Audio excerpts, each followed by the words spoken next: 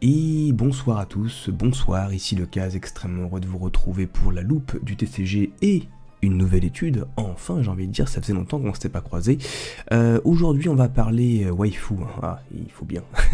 Ces jeunes filles de l'univers de Pokémon que l'on adore regarder, contempler, décortiquer, analyser, disséquer même, dans le sens bien sûr, pas au sens propre, ça va de soi. Bref, je parle doucement, tout le monde dort chez moi, donc 3 nouvelles waifus aujourd'hui à l'étude sous ma modeste loupe.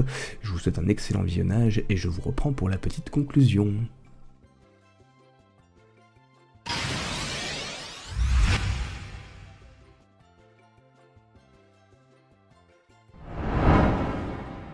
Alizé est la grande championne de l'arène de Simtronel et une éminente spécialiste du type de Pokémon Vol.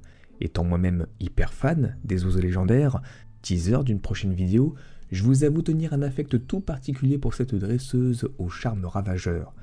Petite information sympathique, le sachiez-vous, mais le nom Alizé est tout à fait de circonstance. Il est en effet un petit vent régulier soufflant de part et d'autre de l'équateur à longueur d'année.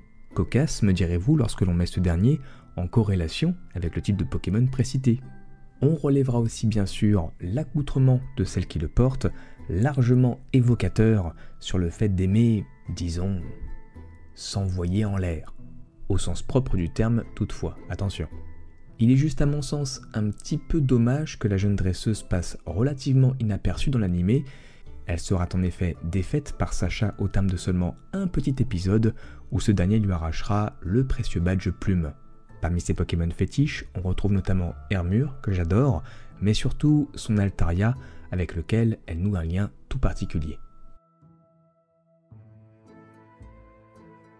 Présidente de la fondation Ether, Elzamina, ou Luisamine dans sa version originale, est une dresseuse qui a de la bouteille. Elle est en effet, malgré son apparence juvénile, je pense, la doyenne de toutes les dresseuses que je vous présenterai par le biais de cette émission. C'est un des personnages les plus complexes de l'univers de Pokémon et un antagoniste dont le lore est pour une fois ultra dense. De la perte de son mari, ou la relation complexe qu'elle entretient avec ses enfants, en passant par son passe-temps plus ou moins morbide à congeler des Pokémon dans son manoir, cette dresseuse a plus d'une corde à son arc lorsqu'il s'agit d'interpeller son observateur. Elle est en outre, au même titre que Giovanni, quelqu'un d'extrêmement influent dans l'univers de Pokémon, et la mère d'un des personnages emblématiques de la série, la jeune Lily. Parmi ses Pokémon fétiches, on compte notamment la récurrence et la présence de Mélodelphe, ou encore Milobellus.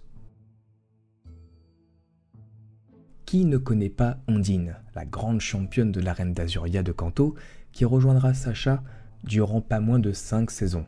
Je me souviens avoir autant détesté qu'apprécié ce personnage. Je la trouvais en effet, entre sa pudeur et ses sautes d'humeur, aussi agaçante que touchante. On a tous en revanche une petite chouchoute quand on est gamin, et j'avoue m'être parfois laissé attendrir par ce petit cœur de pierre aux fissures tantôt visibles.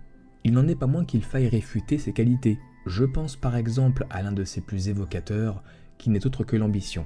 Ondine souhaite en effet devenir maître Pokémon haut et n'entraîne donc que des Pokémon de ce type. Son attirance, ou devrais-je plutôt dire son péché mignon pour les Pokémon mignons également, l'a cependant poussé à revoir parfois ses prérogatives.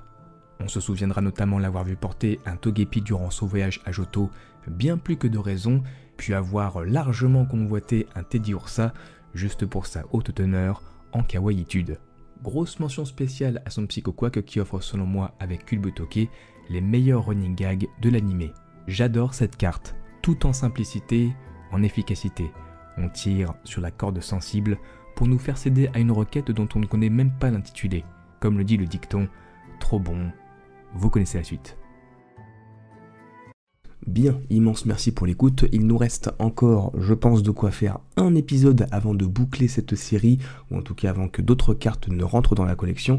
J'espère que cela vous a plu, merci encore pour votre abnégation, votre assiduité, et je vous accorde bien sûr ma plus sincère des révérences. Allez, à bientôt.